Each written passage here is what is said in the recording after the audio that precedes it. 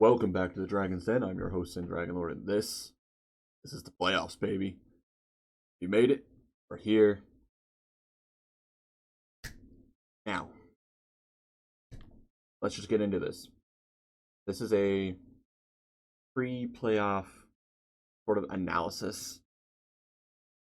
I'm not going to go into specifics, but I will kind of go over what to expect in the upcoming weeks and kind of talk about the journey thus far.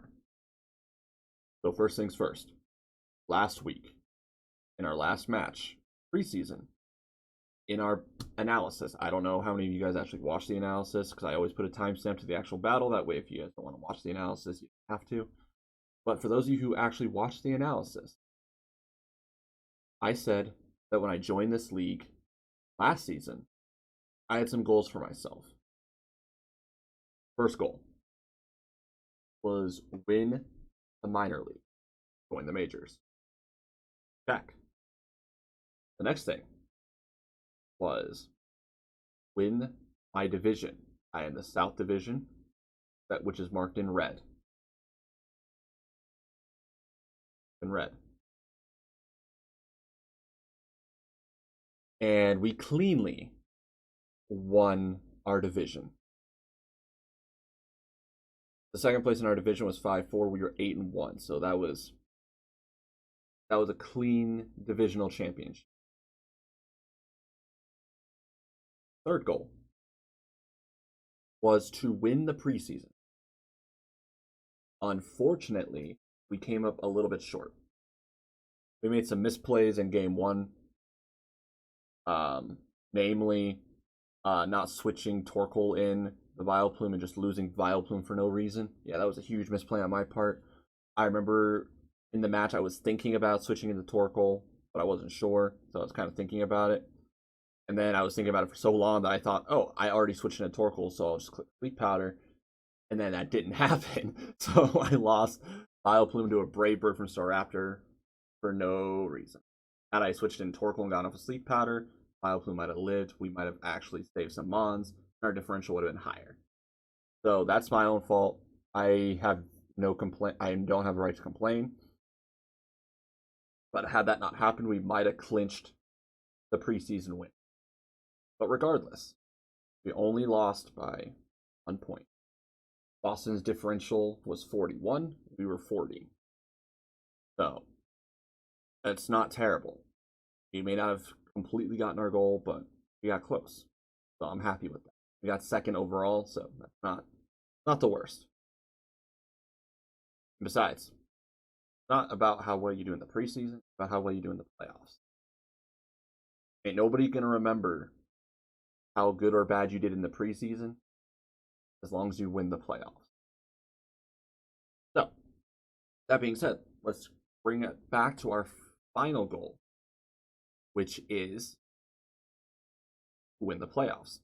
To win back-to-back inaugural seasons in 2 different divisions. Won our inaugural minor league season. Now the goal is to win our inaugural major league season. I think we can do it. I have complete confidence that we have the ability to do it as long as we don't fuck up. So that being said, let's go, before we explore the brackets, let's go ahead and just look at our home team really quick. We got Togekiss, Torkoal, Dusknoir, Vileplume, Medicham, Stantler, Steelix, Zangoose, and Sharpedo.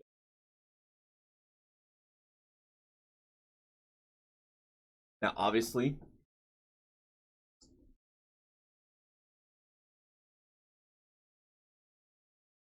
Torkoal and Togekiss are the MVP of our season, which is to be expected. There are S and A tier, to be expected.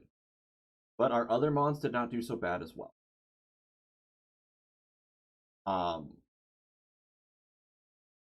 Dusknoir picking up 2 KOs is unexpected. I was expecting Dusknoir to be more like set up Trick Room, Nightshade for chip damage to help the other Pokemon get some KOs and to work out some ranges. But because Dusknoir is or outside of Trick Room, or it's actually Felix is actually faster than Dusknoir in Trick Room. Felix was the one doing the damage, and Dusknoir was the one picking KOs. So I'm pretty sure both KOs were because Steelix did the damage first. And then Vileplume coming in with 7 KOs, which I was not expecting at all. But Vileplume put in some work. Medicham, it did its work where it needed to, putting in that fake out pressure, providing quick guard when I needed it. I was thinking about bringing it to my match against Black City to protect me from Sableye, but then I realized that if it came to a 1v1 between Medicham and Sableye, I was kind of boned, because Medicham has literally no offensive moves that even affect Sableye, so I opted not to bring it. And then I done goofed in that match, speaking of which, because I brought Sharpedo, and I was thinking I'm going to give it a Lumberry from getting Will-O-Wisp by Sableye, but then I remembered way too late that Dark types are immune to Prankster. So I never had anything to worry about. I could have slapped a Life Orb on it and been fine. A Sableye was not going to be a problem.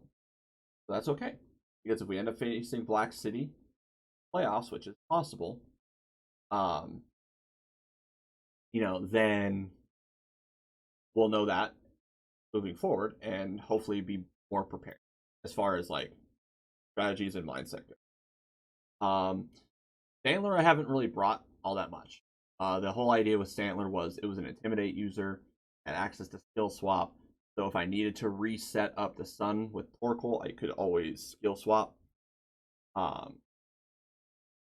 Reset up the Sun, and also consistently get off Intimidates if I needed to. But it just hasn't come up all that often, so I never brought it. I think the one game I brought it to was the game against Lavender Town. That was to try to get some Intimidates off, but his main offensive user, or his main physical attacker, was Mamoswine, which can't be intimidated in the first place. It is what it is. But continuing on, Steelix only died once. Brought it to 4 games, and it only died once, so that's actually not bad. It has the lowest death record, which, it's a beast defensively.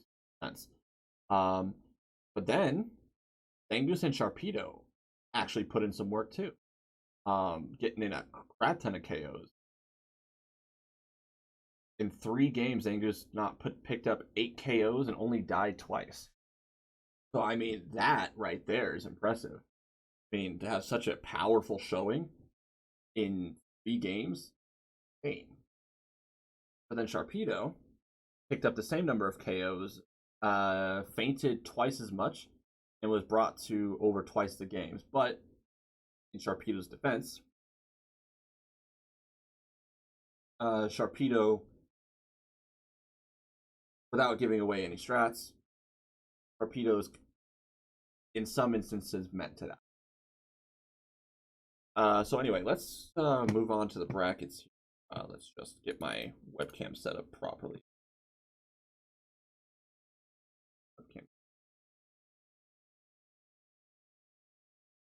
Let's see if I got it right. Boom. Pretty damn close. Damn. There we go. So, the top 6 seeds, which are myself, Boston, Paris, Oklahoma, Chicago, and Pittsburgh, all get a bye week. Get a week off, sort of kind of recoup, kind of rest up. And then the bottom 4, so we're doing a top 10. The bottom 4 have to play again to maintain their spot in the play. So the winner between Denver and Lavender and Vero Beach and Black City will secure their spot in top 8, whereas we're guaranteed our spot in top 8. We don't have to play for that spot, but they do. So, how will this work? Well, for those of you who are unaware, top 8 brackets are typically played out like this. First place will play 8th place. Second place will play 7th. Third, 6th, so on and so forth. So we're in second place. Boston's in first. So the way this is going to work is going to be a little tricky. It's a little hard to prepare for. Both me and Boston are kind of in the same predicament because we don't know who we're going to play yet. Paris, Oklahoma, Chicago, Pittsburgh. They have a whole week to prepare because they know who they're playing. And if they win, they know who they're playing the following week. So they have plenty of time to prepare for all the potential opponents on their side of the bracket. However, me and Boston do not have that luxury. That's to be expected because we're first and second place. It makes sense, right? Now, if I'm correct, that means if Lavender Town wins, we will play them in our bracket. Because Lavender Town is currently in 7th, so if he wins, he will stay in 7th, and whoever wins Vero Beach and Black City, they'll be at the bottom, and they'll play Boston, I would imagine. Feel free to correct me if I'm wrong, Boston. Feel free to correct me if I'm wrong. But if that's the way it plays out, I would actually be preferred, because then I get to I potentially have the opportunity to avenge my one loss in the preseason, which was to Lavender Town and his goddamn mammoth. We'll get into that later. But then, if Denver wins, that means I'm either playing Vero Beach or Black City. Both of which I have beaten earlier in the preseason. Black City was my last match, and then Vero Beach was, I think, my week 5. I think. So I'm feeling confident going into this.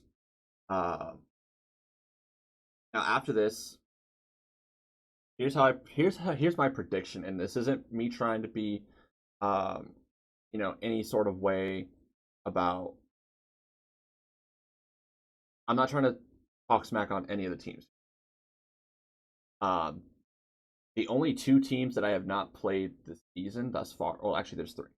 I have not played Oklahoma, I have not played Pittsburgh, and I have not played Boston. All of which have had quite a showing this season. One could say because they haven't faced me. Lol, just kidding. But no, they put in some work this season. They've done really well. I think Oklahoma actually won their division. I think. Let me go back to the. Yep, Oklahoma won their division. Pittsburgh won their division. So basically, all the people that I have not played have won their division. So that's fun. So anyway, back to the bracket. So basically, like I said, all the people that I have not played in this bracket are all winners of their division. But I've beaten Paris, I beat Denver, I beat Chicago, I beat Vero Beach and Black City. So if I had to predict how this is going to go, here's my prediction. Obviously, this is not a spoiler, it's a prediction. So I could be wrong. Editor's note. So later on in this video, I'm basically going to analyze all the teams, and based on the performances and the structure of their teams, I'm going to predict winners and whatnot. And I decided that midway through the video, so I decided to just add this in. That way everyone's team has a chance to be highlighted and shown, and why I feel like the results will be the way that I predict that they will be. So for Lavender Town versus Denver Ninetales. There we go. That's what I was trying to say. So Denver has a really solid offensive Sun team, backed up by the Tangrowth, Dusclops to shut off Trick Room, Crawdont, Victory Bell for Chlorophyll. Never brought the Claydol, but the Claydol could serve a very similar role that Dusclops does with shutting off Trick Room. Make sure that her fast threats aren't in a detrimental environment. And she's also the only team that's beaten Pittsburgh this season. He was 7-0, and then Denver came along and beat him. So I mean, that's a pretty decent showing. One of the only ones to knock out the Cresselia, which you will see later. So yeah, solid team. We rated it an A-tier team, and it made it to the playoffs. So well, it has a chance to make it to the top 8. So I mean, it's a solid team. I gotta give it. Gotta give it credit. Charizard was one of our MVPs last season because we were playing a very similar team, except our Sunsetter was Torkoal, not Charizard. But yeah, so I mean, it's a solid squad. Is it enough to beat Lavender Town, who is rocking the Arcanine, the Hariyama, the Exeggutor, the Vaporeon, the Butterfree, Rafarig, the Armaldo, the Torterra, and the Swampert? So here's the thing: the S and the A tiers look fantastic. Arcanine is one of the best S tiers. Like, if it's not in the top 3, it's definitely a top 5 contender for best S tier. At least in a format where Incineroar doesn't exist.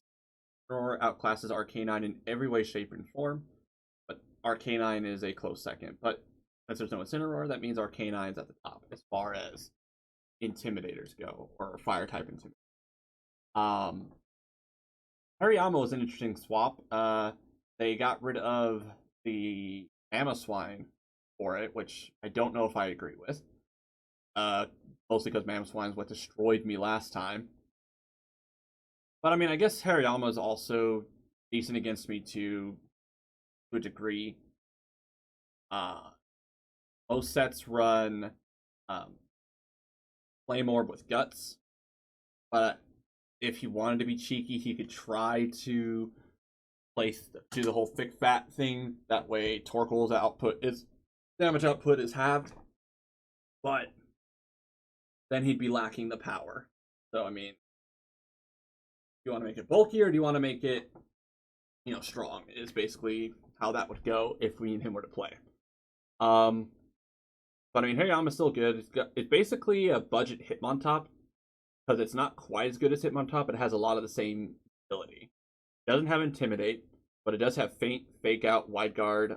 It does not have Helping Hand, but it's stronger. It's bulky. Well, debatable. It's got a higher HP stat. I don't want to say it's bulkier because Intimidate, but it's definitely stronger. It's got a lot of the same utility. And it also hits like a truck. So it's a stronger, less bulky Hitmontop is basically what I'm getting. Exeggutor could be used a plethora of different ways. And it's something I do actually have to keep my eye out for because he could turn around and rather than going Harvest the way he has been, he could predict me to bring my Suncore and go Chlorophyll, which would outspeed Vileplume. And kind of put a damper on my after you shenanigans. Now, I know that's a possibility, so I'm going to keep that in the back of my mind. But, it is an option he could do. Vaporeon's decent. Butterfree's got Rage Powder, Sleep Powder, so he's got Redirection. Swampert is Swampert. I think it may have Wide Guard. Torterra is okay. Armaldo, decent. Girafarig is a sleeper because a lot of his mons are slower, so he does benefit from Trick Room. And the thing about Girafarig is it has Inner Focus, which means it can't be flinched. So you can't fake it out turn 1 and prevent Trick Room, and it can hold a Mental Herb to prevent Taunt. So it's really hard, just like it's hard to stop my Dusknoir from setting up Trick Room for those same reasons, being immune to Fake Out and holding a Mental Herb to prevent Taunt. It makes it a lot more difficult to prevent the setup of Trick Room, which is fantastic. So, things to consider. However, my team also thrives in Trick Room, so I don't think he'll want to bring it. But we'll see how that goes. If I had to give my overall prediction on either the Hyper Offense team or the Lavender Town Gengars, I'll be honest with you, it's a toss-up. It really is a toss-up for me. Um, I really want Lavender Town to win. That way I can get my chance at redemption on my way to winning the playoffs. That way I can, kind of remove the one blemish on this season's record. But I will say that if Lavender Town does win, that Denver is going to make them freaking right, because I mean, Victory Bell is faster than Executor, even in this, or whether we're in the sun or not. And I'm pretty sure Victory Bell can handily deal with the Executor. She's got numerous options to prevent Trick Room from going up. That doesn't require Fake Out or using Taunt, which we cannot stop. So there's options that she has to kind of deal with what Lavender Town has to bring to the table. So I'm hoping for a Lavender Town win. I will say that Denver's going to make it work for it, so it will be hard to call. Anyway, back to your regularly scheduled programming. I predict that Lavender Town will beat Denver, or at least that's my hope. That way I have the opportunity to avenge that loss. Between Vero Beach and Black City, let's go over their team.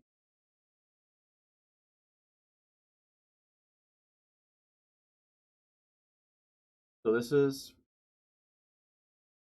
they got this. They got the Sableye, the Gengar, the Ambipom, the Staraptor, the Nidoking, the Bibarel, Parasect, the Donphan, and the Mawile.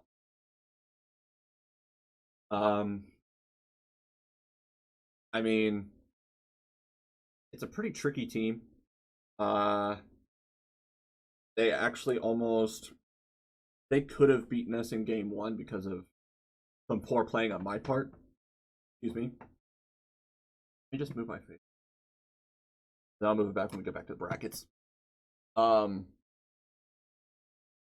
think Black City was rated a C tier team in our last. I think it was rated C. So if I had to give it to anybody, I would honestly have to probably give the edge to Oklahoma. Editor's note here. So I mixed up Black City's opponent with Oklahoma rather than Vero Beach. So I'm going to give Vero Beach their analysis, and then I'll go on to Oklahoma since I'm going to have to do that anyway. But I'm going to give them the same analysis that way. So Vero Beach has got the Latios, the Alakazam, Hitmonlee, Mismagius, Weavile, Golduck, Sceptile, Shuckle, and Regirock. So a lot of fast offensive hitters. The thing that I feel like this team is lacking is good support. And I feel like, especially with VGC doubles, you need a healthy balance of support and offensive mons as well. That can support to make them even more threatening than they are. So, I mean, obviously you got Latios, you got Alakazam, Mismagius, those are all fast hitters. You got Hitmonlee, which he's never brought, but that too can be a fast offensive hitter. But again, it doesn't really have anything to work. And I mean, you have Sceptile too, which we've seen use Unburden with a Lumberry partnered with Mismagius with Swagger. That way he gets the double attack boost, and he progs Unburden when he uses Lumberry to heal the confusion to decent effect as well. But that's the main issue with Vero Beach Volcarona have, is that he doesn't have a whole lot. He has a whole lot of offense, not a whole lot of support or defense.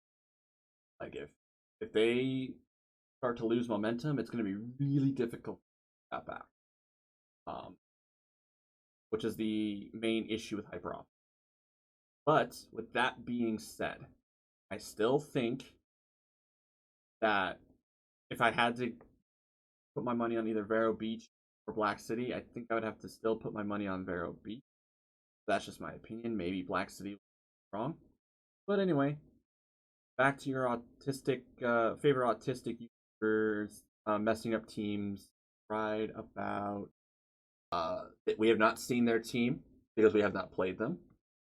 But if you look at the GPS's YouTube channel, you will see Oklahoma in action. They actually have some pretty interesting stuff here. They got the Azumarill here, which I've seen rock a choice band, but I'm pretty sure it also has the belly drum too. Salamence is obviously a big threat. If I did not get Torkoal, Salamence probably would have been my A tier pick if I had the option. So two huge offensively threatening Pokemon, Salamence and the we have Lucario, Manectric, Heracross, Blossom, Lopunny, Area, and Houndoom. So some interesting things to note about this particular. Lucario obviously has the Follow Me, right? And he's got some other decent utility moves to support their team. But this works especially well with Salamence and Azumarill because they're able to freely set up Belly Drum or Dragon Dance, respectively, without any issues. And then the sleeper is this Blossom. It has performed the best out of all of his Pokemon this entire season, only fainting one time and collecting 14 KOs. 14 by itself. And this is from a C tier pick. I'm gonna go ahead and just start the hashtag Blossom to B tier because that's honestly probably where it belongs moving forward, just because of this performance by itself. But with that being said, Blossom also supports this team in a unique. It has an ability called Healer, which may heal the allies of any statuses. So if the Azumarill gets burned, or if the Salamence gets burned or paralyzed, Blossom has the ability to potentially remove those statuses that would otherwise hinder his offensive threat. I will say, Oklahoma, I'm a little salty with you still. Blossom was going to be my first C tier pick for the chlorophyll after you shenanigan. Obviously, that didn't happen. I had to go with Vileplume, which Vileplume in its own right has been doing pretty well for me. I guess I can't really do much. Shame on you.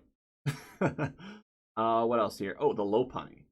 Well, the Lopunny is actually another sleeper because it has the ability Klutz, which makes it to where items it holds, it ignores the effects. So if it holds a choice item, it's not locked into any moves whatsoever. It holds a status orb, like Flame Orb, Toxic Orb, whatever. It will not get burned or poisoned. So that has an interesting synergy with the move Switcheroo. Because you can potentially Switcheroo a Flame Orb to an opponent's Pokemon, give them the Flame Orb, take whatever item they were wanting. You can really cripple a physical attacker with what basically is a 100% accurate Will-O-Wisp. Or, if something is exceptionally bulky, you can Switcheroo a Toxic Orb on it, and now it's on a timer, and if it had leftovers, it no longer has leftovers, that kind of thing. Altaria is pretty good. Altaria's main use is to shut down weather because of the Cloud 9 ability. It's also got some other niches, like it can use like Draco Meteor Power Swap, which can potentially neuter special attackers. So that's a thing. Houndoom, it gets access to Snarl, which if only Houndoom got Intimidate. I feel like Houndoom definitely deserves the ability to Intimidate. If it had access to Intimidate, I feel like it would be A tier. Like it would basically be competing with Arcanine for a fire type Intimidate. If it got Intimidate, it would be competing with Incineroar. Granted, Incineroar would still be better, but Houndoom would still have a certain. So it would definitely be up there. But it doesn't, so no need to really go into that all too much. So anyway, back to that bracket. So if I had to make a prediction of how this is going, Lavender Town here, and I think that we have a good shot at defeating Lavender Town.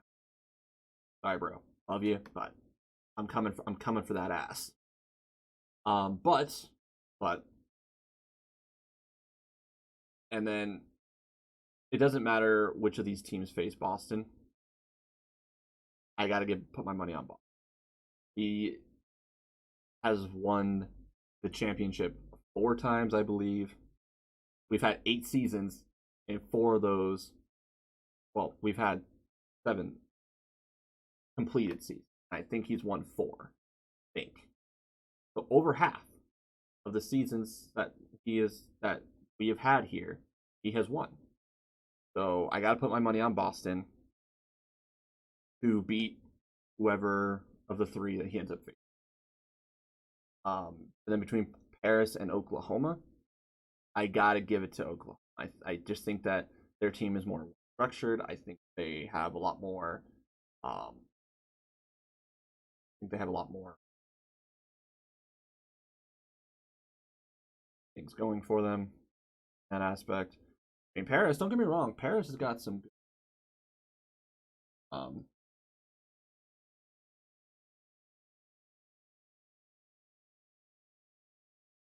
but looking at Paris, we've got Garchomp Hippowdon for the, we got Sandvale potentially, we got Disquake combo, this Tauros is putting in some major work, we got Meganium for Starmie, which we now know, if we end up playing them in the finals, we know that Starmie is going to be packing that Trick Room to try to stop us from saving Trick Room. So just keeping that in mind.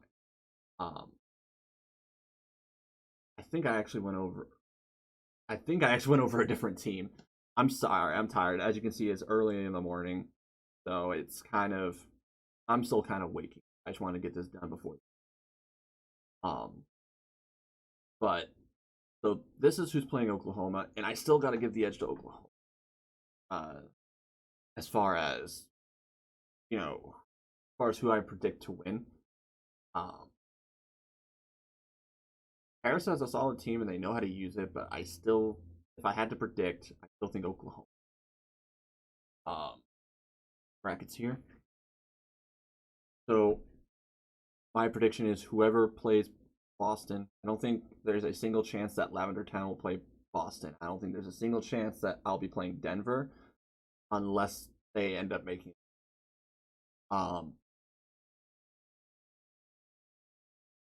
So if it comes down, so Boston wins no matter who his opponent is. Obviously, I got to predict I'm going to win no matter who I play. Otherwise, what am I even doing here? I think Oklahoma is going to pick up the win versus Paris. And between Chicago, our minor league rival, and Pittsburgh, I'll be honest with you, I got to give that one to Pittsburgh. Let's take a look at the team.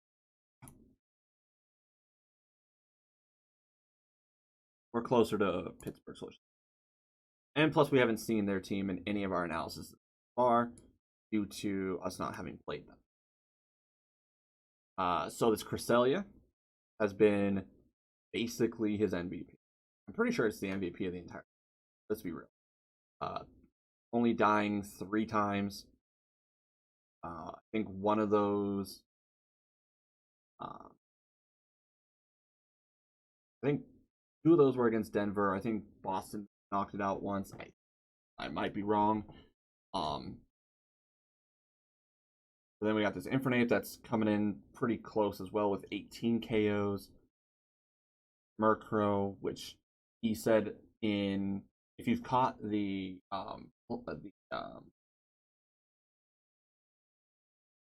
why am I blanking? I want to get the skills woke up and there's that. But yeah, if you caught the podcast, that's the word. If you caught both podcasts that me, Boston, Pittsburgh, and Lavender Town did, basically said he built this team around pro because he wanted to have that prankster tailwind and all that other stuff. And he lived up to that. I mean, this team has got so much balance to it. I said it in the podcast. The term that we use in Yu-Gi-Oh! If you like Yu-Gi-Oh! Feel free to check out our Yu-Gi-Oh! Channel, Team Eagle Factor. I'll put that link somewhere. But a term that we use in Yu-Gi-Oh! Is called a smoke. Basically what that means, playing a deck, but then your side deck is completely comprised of a different engine. And you swap the engines mid-game, or mid-match. That way in games 2 and 3, they don't know what deck they're playing against. It makes it really side. Sorry about that, the kiddo was talking to me. So, anyway, we were talking about smoke screening. And we were talking about how, you can kind of, you're playing one deck, side in the other deck, that way you're playing a completely different deck and your opponent doesn't see it coming. Now the same thing here. Either play a hyper offensive tailwind team, or he can play a trick. You don't know what to expect, you don't know what's coming until it's too late. Which is one of the reasons why I ranked it S tier. Because when it comes to these type of drafts, you want your team to be able to do multiple things. That way it's less predictable. So bracket. Now we've seen Chicago's team. You know what? Yeah, I'll just pull it. That way I don't have to try to remember off the memory.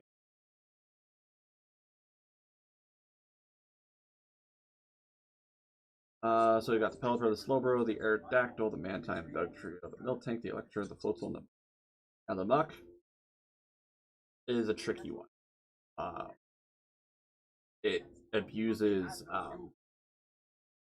Minimize, which, if you're not prepared for it, could be an issue. I didn't realize it had it. I just knocked it out with Metachamp before I had a chance to do anything, which thankfully I did. Otherwise, that might have been a problem. But the real kicker here is this Mantine. So this Mantine, hang on. Give me 1 second. Sorry about that. Was checking something for editing purposes. But that Mantine is the top KO leader in the league right now. If you would have told me at the beginning of this season that Mantine was going to be the KO leader, I mean, look at this. 24 deaths. Or, excuse me, 24 KOs. 10 deaths.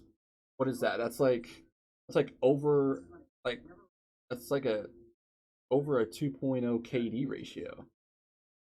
And God, that would be amazing.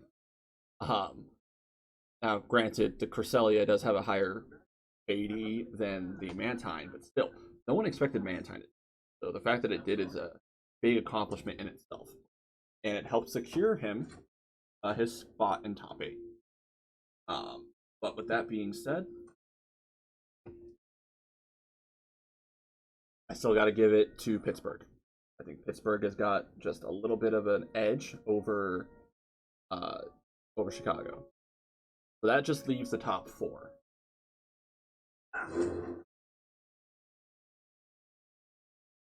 I don't think I went over who I thought was going to win between those two. So just in case I didn't, I think Lavender Town's going to beat Denver, and I think Barrow Beach is going to beat Black. That's just my prediction for that. But anywho, on to the top 4. Sorry, I've been doing the video's not gonna show this, but I've been trying to record this for about, I don't know, an hour so ish. With a couple of breaks and other things. So I don't exactly remember everything I talked about. Because this hasn't just been a flush recording at all. But top 4, I predict to be Boston, Oklahoma, your boys, the Primals, and Pittsburgh. between Boston and Oklahoma, I have to give it to Boston. But let's pull up his team real quick. So Boston's team has actually got a lot of things going. The main thing in the podcast that we pointed out was that he had a lot of good support, but he didn't have the offense.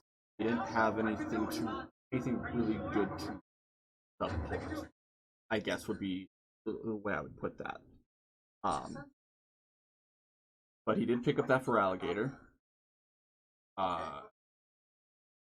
Absol is a decent pickup as well, as far as like an offensive. He's got Hitmontop of a Fable, which has been an engine that's been doing really well for him. He's also done some really dastardly things with that Fable. Same. With like minimize and unaware. I'm watching you. I'm watching you, sir. But anyway, so he's also got the Mess Spirit, which he's been using as kind of like a mid-tier offensive Pokemon, but he also has Trick Room. I haven't seen him use it, so maybe it's just to prevent Trick Room from going up, but some of these mons on here look like they would probably do okay under Trick Room. But anyway, so let's just go through this. Hitmontop, I said Hitmontop is the best S tier, even better than Cresselia in my opinion, just because it does so much. It has Intimidate, it has Fake Out, it has Feint, it has Wide Guard, it's got, I think it has Helping Hand, I might be wrong, but I think it has Helping Hand. So it just has so much going for it. And it also it's also not lacking in the offensive department either. Its close combats would still do a crap ton of damage. Then Jumpluff is a great support Pokemon. It's got things like Rage Powder, Sleep Powder, it's got Helping Hand. It might have Tailwind. I'm pretty sure it has Tailwind, so if you wanted to go that route, you could.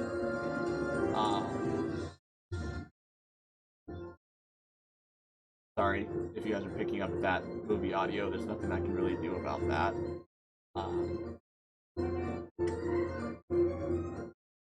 Let me see if there's anything I can do about that. Hang on.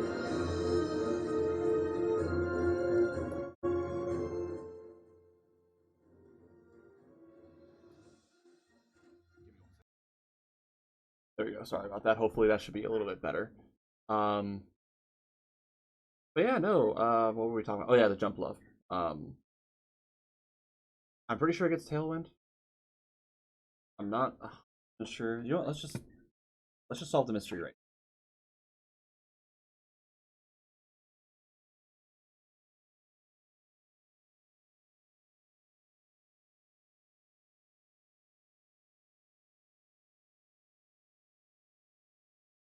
Worrisea could be an interesting tech. Now that I'm looking at it, because being able to just get rid of abilities could be. Got Strength Sap. You've seen us use. It's got Encore, which is a great doubles move. Lock them into either a setup move, effect, and they basically neutralize. Yeah, I don't see Tailwind, so it doesn't get Tailwind.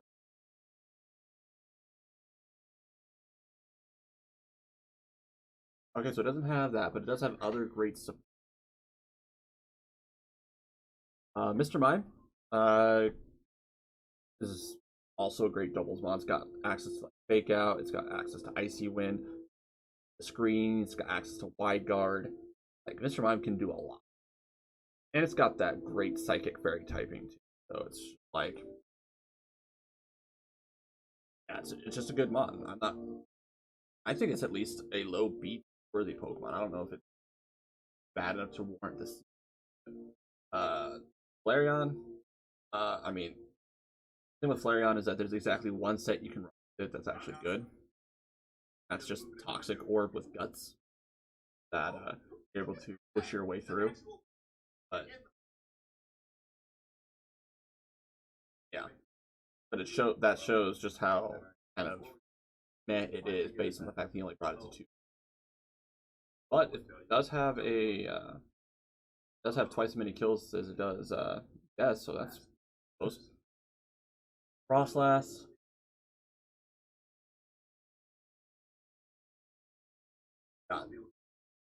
Has access to Destiny Bonds, got access to AC Wind. Got some decent application. And the one thing I just now noticed is that Mesprit is his KO leader. So I was talking smack about Mesprit being a mid-tier offensive mod, meanwhile it's his KO leader. So not bad. But then the last we got Absol, which is a decent offensive mod. It's got the same ability that Togekiss does, so you can technically run, Absol with Super Luck and Scope Lens to have it be an absolute critting machine. So it basically serves the same role that Togekiss does, just without the support moves. Purely offense, from what I understand. Anyway, back to the bracket. I'd predict Boston to beat Oklahoma just because of his performance in other seasons. And I just think that his team has a decent matchup against Oklahoma in general. And then obviously, I feel like if I'm not betting on me, then I shouldn't even be here. So I gotta predict that I'm going to pick up the win against Pittsburgh. And then that would put me and Boston in the finals. Thus reveals my last goal. The goal that I've never mentioned. Anyone outside of maybe the Chicago Slow Kings, aka Mr. Vlad the Man. That is, one of my goals was to beat Boston.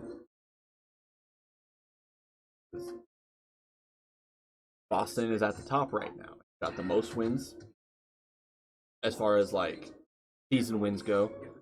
So in order to make a name for yourself, you got to go for the top dog, and right now Boston is the top dog. So in the finals, it comes down to Boston and myself is my prediction. And in that, I once again have to put my money on me. I have to put my money on me that I have the ability to meet that last goal, win the playoffs. Thank you so much for watching. I hope that you've enjoyed the pre-playoff analysis, sort of my predictions as to how this is going to go. Please feel free to like and subscribe if you like the content that you are witnessing right now, as well as the battle content. And also subscribe to the Global Pokemon Society. I know I've said it before, but I will say it again. Subscribe to the Global Pokemon Society. That way you can enjoy other matchups that you don't see on my channel. Thank you guys so much for watching, and I will catch you guys in the playoffs.